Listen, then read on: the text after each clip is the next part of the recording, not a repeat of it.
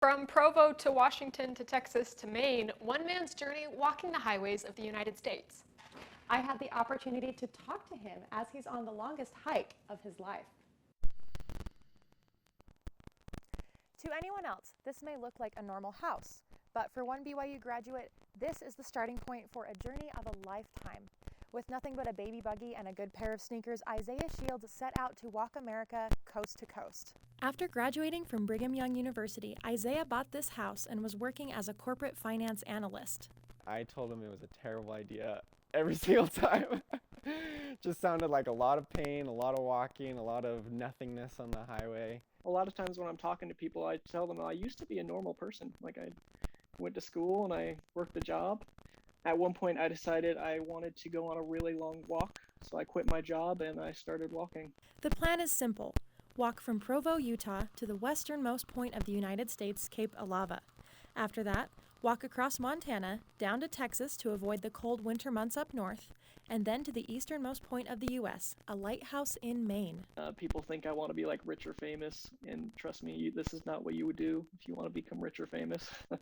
Currently, Isaiah has been on the road for 5 months. He's hit his first landmark in Cape Alava and is now on his way down to Texas.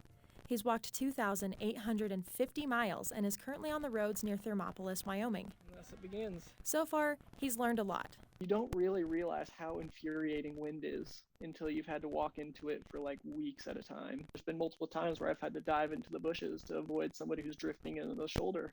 A lot of people have noticed Isaiah on the side of the road. Every eyeball is looking at you.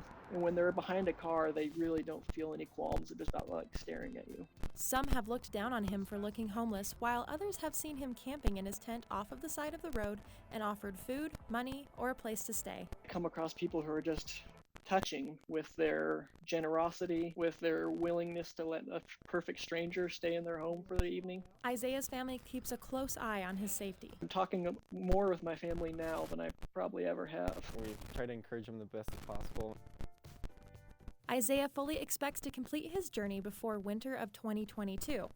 In the end, he's grateful that he took that first step back in May.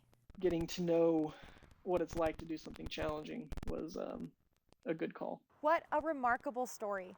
To keep up to date with Isaiah and his journey, check out his YouTube channel, You Do You. This is Universe Live reporter Emily Roberts signing out.